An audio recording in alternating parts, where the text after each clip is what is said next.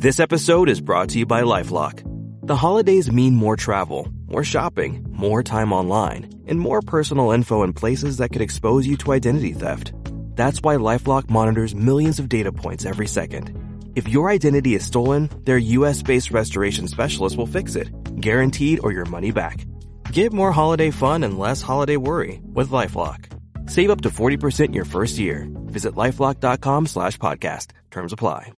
Oh, here he was last night. He was all fired up from 12 to 1 because Christmas was over and we were back to the normal rotation of talk, John. And then he had to talk to Frank Morano from 1 to... Oh, yeah. But I'm telling you, Dominic Carter was on fire. He was hitting on all cylinders, and especially the story that we just can't erase from our minds, Dominic, and neither can you, John, or anyone else listening, wherever you are, went international. The image of that woman, we still don't know who she is, writhing in pain, screaming, a human torch, and that monster, that illegal alien from Guatemala, taking his jacket, fanning the flames, which made it worse, and people ignoring her, the cops walking past her, and nobody doing anything. The Daniel Penny effect now that has just frozen people's responses, Dominic. First of all, good morning to you, Curtis. Good morning to you, Mr. Katsimatidis. You guys have been on fire as I'm listening to the morning show. And I haven't, like you guys, I haven't been able to get much sleep because I'm busy listening to you guys on the radio from interview to interview to segment, and it's been phenomenal. Which one did you like the best? I loved where you guys just spoke the last couple of minutes about the crime in New York City and how things are terribly bad. And that's exactly the message that I want to hit on, Mr. Katsimatidis, because we have to stop pretending that we don't have a problem. And that's been a common theme that you and Curtis have hit on. And I think it's wonderful that somebody's talking about the problems because Curtis says, Mr. Katz, that I was hitting on all cylinders this morning. I don't see it that way. I see it as I'm thoroughly disgusted. And I don't understand why nobody's doing anything. I love the message that President Trump sent, his Christmas Day message to death row inmates, granted clemency by President Biden, in which Mr. Trump said to them, go to hell. And that's what we need. I'm looking at the faces of these little girls, that these monsters that are on death row killed these little girls, and on the way out the door, President Biden gives them a pardon. Or at least clemency, where they're no longer going to be executed. What world am I living in? You know, Curtis mentioned this morning show a few hours before I hit air. Since I spoke to you two just the other day, two people slashed in Grand Central Station. How could you call yourself a mayor, a council member, a governor? Look at what's going on. The lady stabbed in the neck. The homeless guy, we leave them on the street.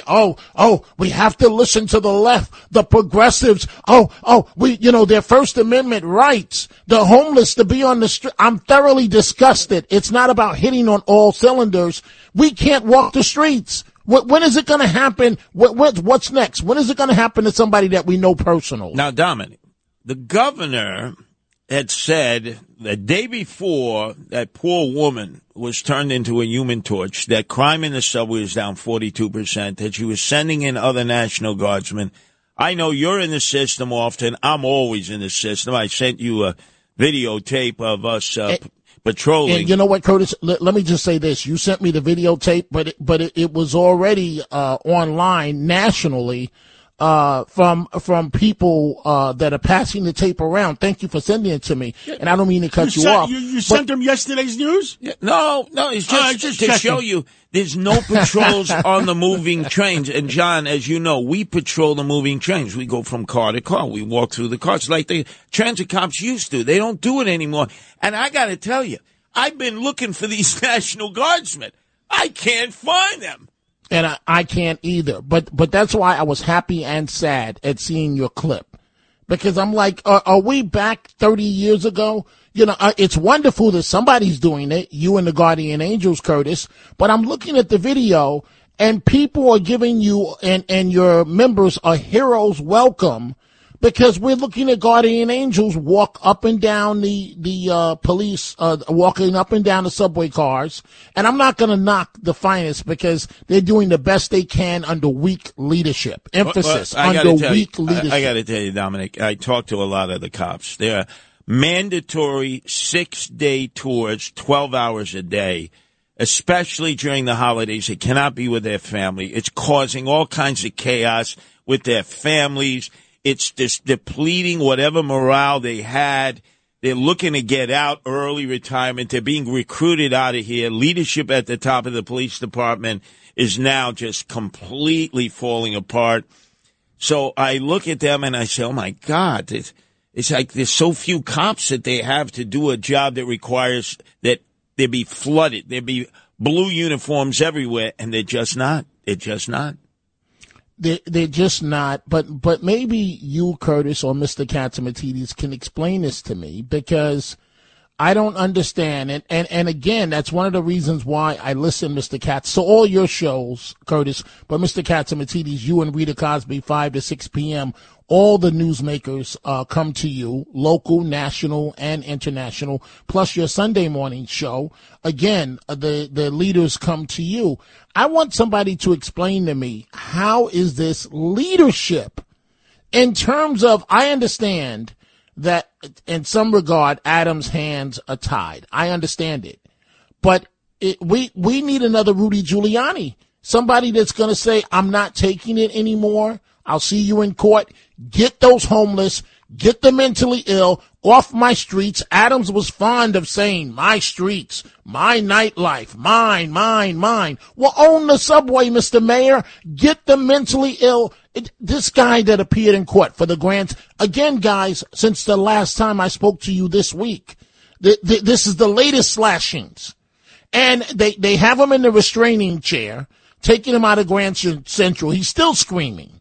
He's in court last night, but becoming somewhat belligerent because he didn't understand why the photographers were taking his picture in a perp walk. He just stabbed 2 people, an innocent man, an innocent woman in Grand Central, unprovoked. And then the court officers had to surround him because he noticed that his mother was in the court. Right? Now, I understand the mental illness real well, Curtis. You know, with my mother, in terms of a chronic paranoid schizophrenic. And so I'm telling you folks that I as a little boy, I remember well what would happen when my mother was off her medications. 1, she would beat the living hell out of me. And 2, and it wasn't her fault. She was as much a victim as I was. And 2, anything could happen, and I mean anything bad, when she was off her medication. So why do you leave these people on the street? It's a recipe for a stick of dynamite. It's not going to work. They have to be swept up off the street. Can anybody tell me why they're being left there? Well, because we have succumbed to the liberal progressives and socialists who have said... No, the Democratic Party has succumbed to it. Because the Republicans are in a minority, a super minority, and can't do anything about it. Well, the argument is the New York Civil Liberties Union say it's their right to be in the subways, their right to be in the streets, which is just nonsense. Just nonsense. Well, we're the civil liberty folks now. Everybody's mighty quiet right now, right? Everybody's Somebody quiet. has to put their foot down. The same way I told Dershowitz the other day that the American Bar Association, where the heck are we? How come none of them stood up when all the things were happening in the courts? And Mr. Katzimatidis, you're correct about that. I heard you make that point with Mr. Dershowitz, and it's nice of you to hit on that theme because convenient memory here, selective memory, right? So the governor, right? If I were the governor, whoever had me jump out there to tout the crime stats the other day, they would be looking for a job today. They would be unemployed because I would say you're not going to embarrass me like this. If I'm Mayor Adams, whoever brought in Chief Madry, and they've had a long time friendship. Look at the embarrassment and harm that this guy has done and you make him the highest ranking NYPD officer, and he's touchy, feely with the hands and the ladies sexually, apparently, allegedly. And look at what's going on. And now the lieutenant that made the highest earning employee $400,000, right? Most of her salary, overtime, and she's claiming a quid pro quo, and they had, according to her, they had sex in the office, and this is the guy that you picked to run the NYPD. I said this to you guys the other day, I'll say it again, because many of my colleagues, many of the other hosts, they don't want to say this because they don't want to be called a racist. This is DEI at its absolute worst. Adams wanted all the blacks, African Americans, to run the police department, and perhaps there's nothing wrong with that. Perhaps, but we should have a upper echelon of the right ones. Right, the right ones. Right, you got to be qualified, Mr. Katz. I would hate to pick airline pilots, the flying jets on DEI and not qualifications. And you're correct, and that's what's wrong with DEI. Let's be honest, right? Nobody wants to say it, so Dominic will say it. Look at the embarrassment to the black community of what these clowns in leadership of the police department was doing. One was an outright thug. The other one is touchy, feely with the ladies. The third one wants to be in every TV interview imaginable, and we're paying for this with taxpayer dollars. Think about this, gentlemen. We're paying taxpayer dollars, reportedly, allegedly, we have to emphasize that because nobody's been convicted of anything yet. We're paying for Madry to have sex with women in the office. Think about that for a second, if the allegations are true. It's not the first time. And the saddest thing is, for the second time in 6 months, the FBI raided the 14th floor of the police department, which is where the police commissioner is. The IRS raided it when it was Eddie Caban and his crew. And now Alvin Bragg's crew has raided it again because that's also where the office of Jeff Madry was, who is the number 2 uniformed police officer in the police department. Can you imagine this?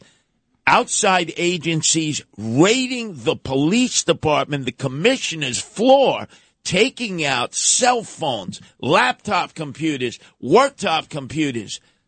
My God, it's basically saying that the leadership of the NYPD put in there by Eric Adams were criminals.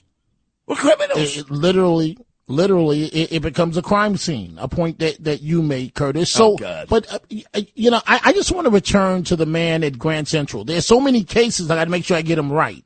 There's so many cases that I haven't even focused on the woman that was set on fire, right? There's so many recent cases. So the man arrested at Grand Central for slashing 2 people, right?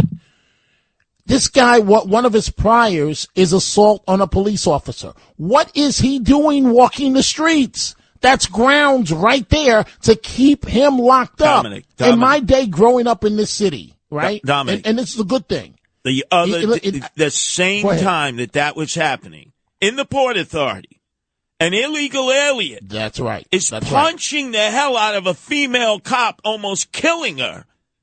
And you know something? He had been arrested before and collared for assault of a police officer. This has got to stop. Our police officers are under attack, and none of the DAs are protecting them. None of them. And let's be honest about that incident at the Port Authority. Let's tell the truth of how I found out, right? So you and I, we're often in the same room preparing for the shows. It's Christmas Day. I walk into the studio, right? And I'm preparing for 3:00, and you're about to walk out the room, and you say, Dominic, you do know about the latest incident, right, at Port Authority? I'm like, no, what are you talking about? And tell me if I'm not telling the truth, Curtis. And you brief me on the female officer that's attacked right outside Port Authority. Did that, in terms of you updating me on this yesterday, did that or did that not happen? Yeah, he almost beat her to death.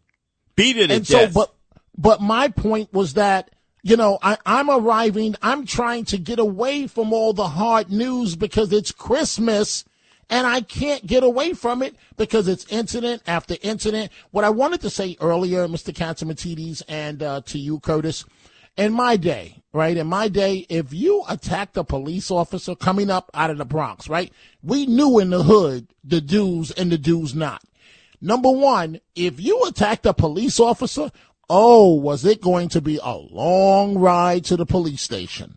A long ride. And those are the rules. You don't attack police officers. Now they shoot police officers, the homeless. There was an incident just the other day. This guy's in a Burger King. I think it's in the Bronx, right? It's online. It's disgusting because they have become empowered, the mentally ill. So the guy tries to use a counterfeit dollar bill. The employee tells her to leave. This guy shouts out on his way out the door, call your mother, call your brother, call your aunt, have them all come down here. I'll kill them all. This is what he said. Yep. Because they've been empowered. Look at the woman. We started this conversation. The woman that I can't think of a worse way to die other than being eaten by an alligator, my biggest fear, to go up in flames. And not this only nut that, job is fanning her. Not only that, we don't even know who she is. That's how badly she was burned. The coroner has said we cannot figure out who she is. She may end up being buried in Potter's Field because we don't know who she is. What a disgrace, Dominic. And thank you. Thank you for being that voice because you, as a black talk show host, you can say things that if we said it here at WABC, we would be labeled a racist. But you're spot on. I'm going to say it. I'm going to say it. The only mandate, I know we got to go, the only mandate I've been given by the great Katsimatidis family is, Dominic, tell the truth on any given issue. Mr. Katz is here. He can confirm this, whether it's true or not. They said, we don't care what your positions are. Just tell the truth. That came from John and Margot Katsimatidis, and I am going to tell the truth each and every day. If it happens to look bad for black people, unfortunately, so be it. We have got to tell the truth. Adams has made a major mistake with these clowns at the police department. I don't even know where to stop at, gentlemen, so I'm just going to be quiet. I'll tell you what, you'll continue on today, 3 to 4, live and local, and then tonight, 12 midnight to 1, 5 nights a week with an additional hour, Sunday night going into Monday. You are the new Bob Grant, the black Bob Grant at Talk Radio, and keep it up, Dominic. Thank you, Dominic. Thank you for everything you do. Thank you, Mr. Katsimatidis. Thank you, Curtis.